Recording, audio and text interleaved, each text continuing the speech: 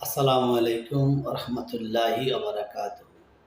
আল্লাহুম্মা সাল্লি আলা সাইয়্যিদিনা মুহাম্মদ ওয়া আলা আলিহি ওয়া সাহবিহি ওয়াসাল্লিম। আজকে একটি বিষয় নিয়ে আলাপ করব।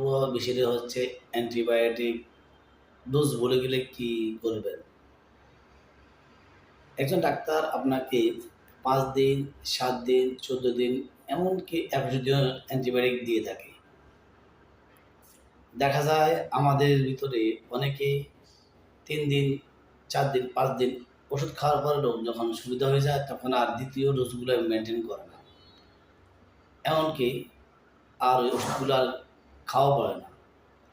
যখন দেখবেন সকালে অনেকে ওষুধ খেতে ভুলে যায়, এটা মনে হয় ১ ঘন্টা, ২ ঘন্টা বা ৩ ঘন্টা বা দুপুরে মনে হয়। তখন আপনারা অনেকে ওষুধটা খান না। আপনারা কি করবেন? এই ওষুধগুলো খেয়ে নিবেন। আর রাতে যে ডোজটা ওটা আবার ঠিক ২ ঘন্টা বা ৩ ঘন্টা পরে আবার খেয়ে নেবেন।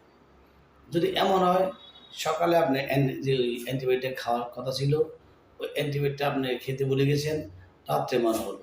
ঠিক আপনি রাতেরটা খেয়ে নিবেন, সকালটা খাওয়া লাগবে না। পরবর্তী দিন থেকে সমস্ত ওষুধগুলা একই টাইমে খাওয়ার চেষ্টা করবেন। ৫ মিনিট ১০ মিনিট আগ-পিছ হতে পারে, এরকম সমস্যা না। তারপরে ডাক্তার যে রুলস দিচ্ছে ওই রুলস অনুযায়ী চলাফেরা করবেন। ইনশাআল্লাহ সুস্থ হয়ে যাবেন।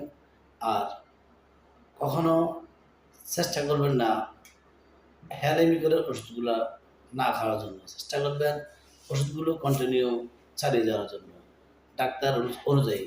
আর আমার এই ভিডিওটা যদি ভালো লেগে থাকে তাহলে লাইক, কমেন্ট এবং শেয়ার করে দিবেন এবং আমার এই ইউটিউব চ্যানেলটা সাবস্ক্রাইব করে দিবেন।